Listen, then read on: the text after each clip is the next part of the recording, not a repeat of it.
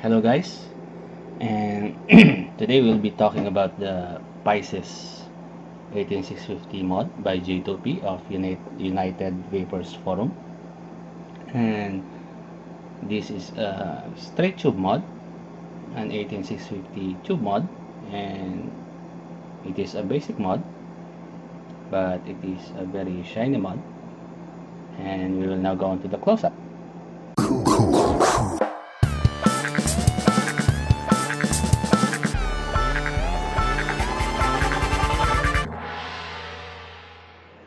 So this is the Pisces, no, by J2P or Janjan Poggi of United Vapors Forum, and this is an 18650 straight tube mod, and it is made of stainless steel, the top cap, the sleeve, and the bottom cap, including the switch. It is a pretty basic mod, and it has 3 vent holes for the battery. This one, no? There are 3 vent holes there, and then it has 4 slots for bottom hole atomizers, no, like the 901, 510, etc. It also has this juice well. It has a brass center pin, and by the way, I will show you the adjustable center pin, no, which is called the telepin, no. And this is the switch. Now for the sleeves, no, it is a straight tube mod, and it has this ridges for the design, and the design is pretty basic, no, for the Pisces mod. Actually, the design helps a lot, no, pag hinawakan mo yung mod, no, while pressing the bottom switch, no, kasi ang finish niya is almost mirror finish, so definitely this is fingerprint magnet, and madulas siya, so the ridges really helped a lot sa paghawak ng mod.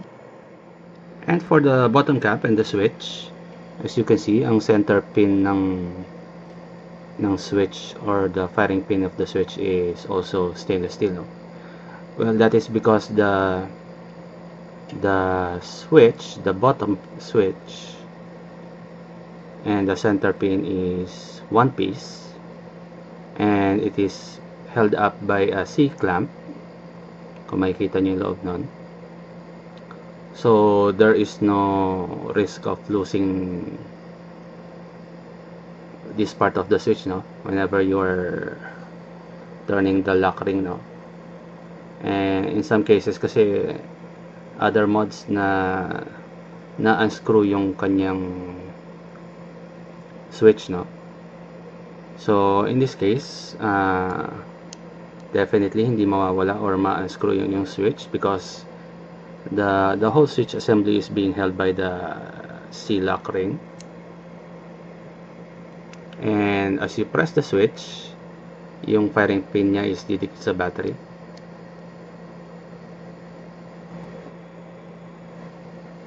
Also, the Pisces logo is engraved at the bottom of the top cap, and there will be no serial number releases for the Pisces button, no, or rather the Pisces mod, no. One technique na I've learned, no, in locking and unlocking the Pisces switch, no, is at first kasi medyo nahirapan ako because I always kept on holding only the lock ring to unlock the switch, and since maliit siya, no, mahihirapan ka pag yung lock ring lang ang iyong hinawakan.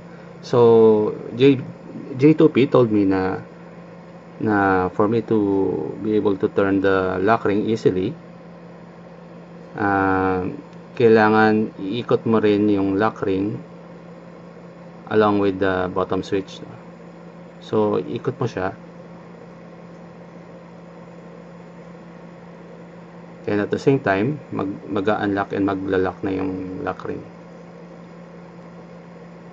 So for me, no, that is really fairly smart, no, for the lock ring, no. And because I thought na walang knurlings or walang design for me to hold on to the lock ring, no, mahirapan ako mag-lock and unlock ng switch. So the simplicity of this design itself is very good. So ganon ang pag-lock and ang pag-unlock.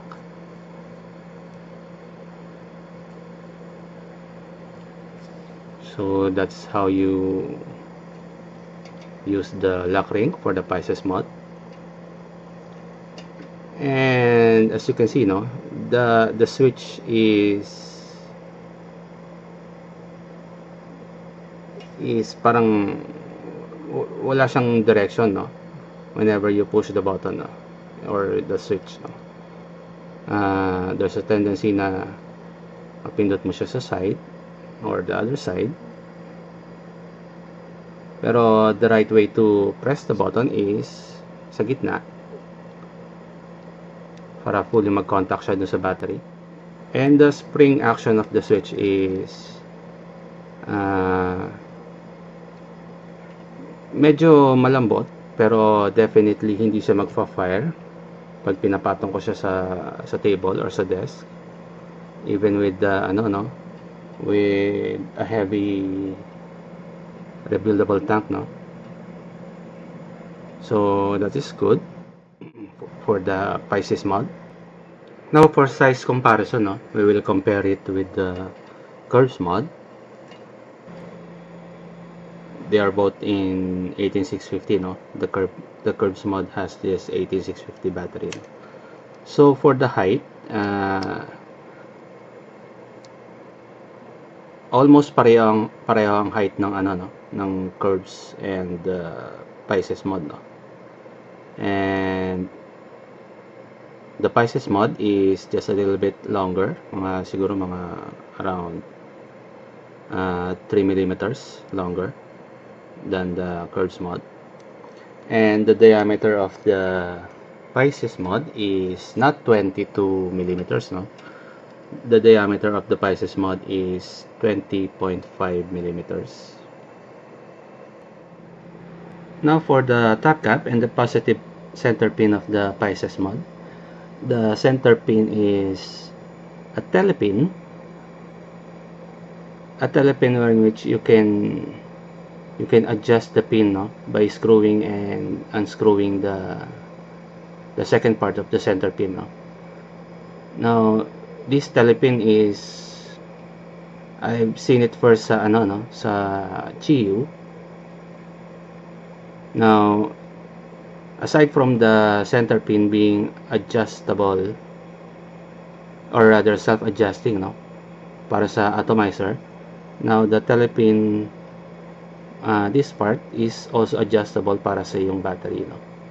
Now for example, we'll be putting in an EFES 18650, no. And then we will put in the top cap.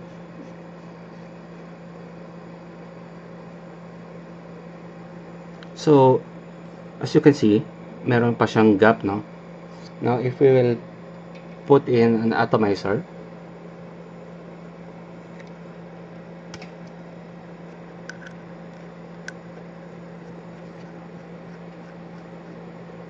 and again we want it flush sa top cap,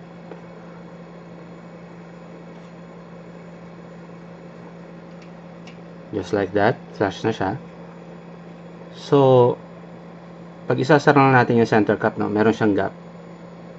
So kasi yung FS battery is my longest 18650 battery. Now all I have to do is to readjust the telepin, and let's see kung okay na siya, no. So by readjusting the telepin, no, maalis na natin yung gap dito sa sa top part ng sleeve and the top cap, and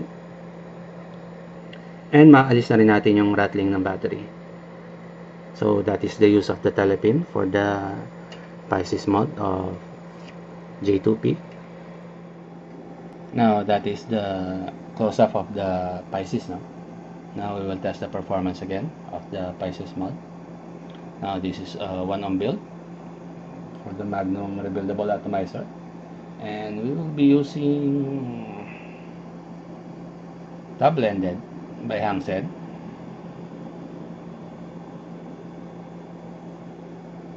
So this is how it performs.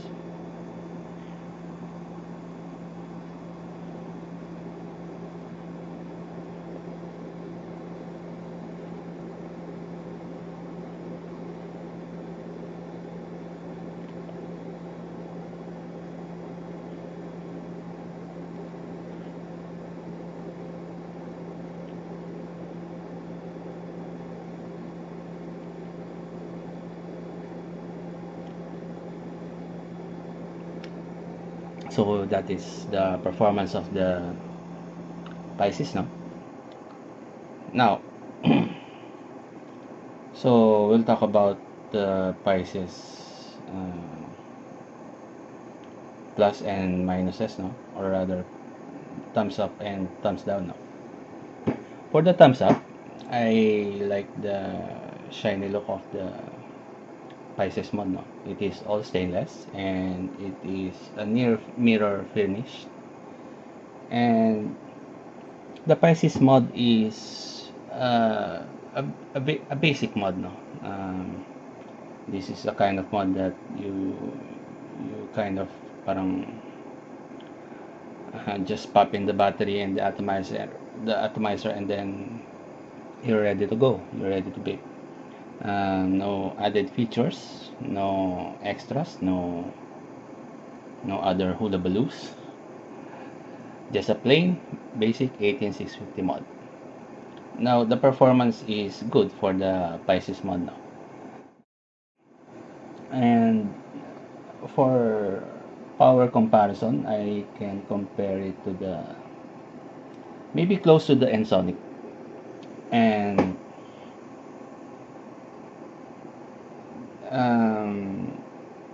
the firing button never fails me, and I also love the telepin for the battery so you will not be having problems with the battery rattling I also like the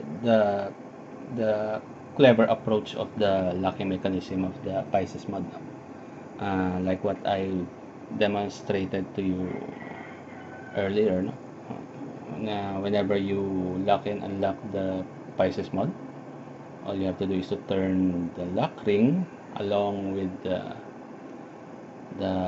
bottom switch. So kahit na maliit yung lock ring madali pa rin siyang iikot kahit wala siyang knurlings or anything na parang easy grip para sa lock ring like what we commonly see sa mga other mods with the similar lock ring. And for the thumbs down or the downside that I see, well, there is only one downside that I see sa Pisces mod.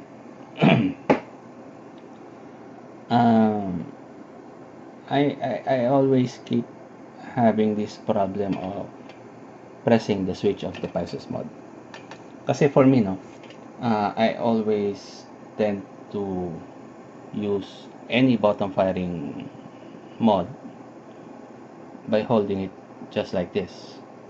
I always use my knuckle, the knuckle of my ring finger or my pinky finger whenever I use any bottom firing mod.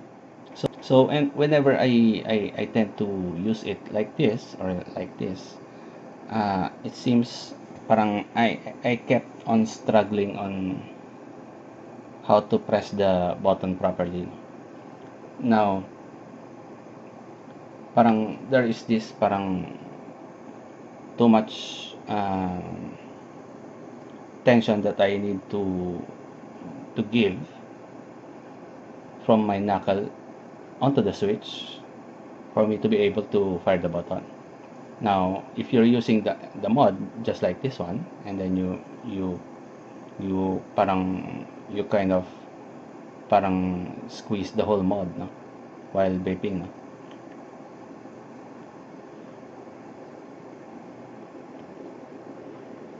you will not be having problems. Pero maybe it's just me, or excuse me, or I don't know. That's how I use my other PVs. So, and that is the Pisces by J2P. And if you want to buy the Pisces, it is retailed at 4,000 pesos. And I don't know if J2P will put a fan page or a group for the Pisces mod, no? Pero I will update my video and I will put a link whenever na lumabas na yung page or group na gagawin ni J2P for the Pisces mod. So this is Prince Rivera, aka The Great of Pinay Vapers Forum. Keep on vaping and good day.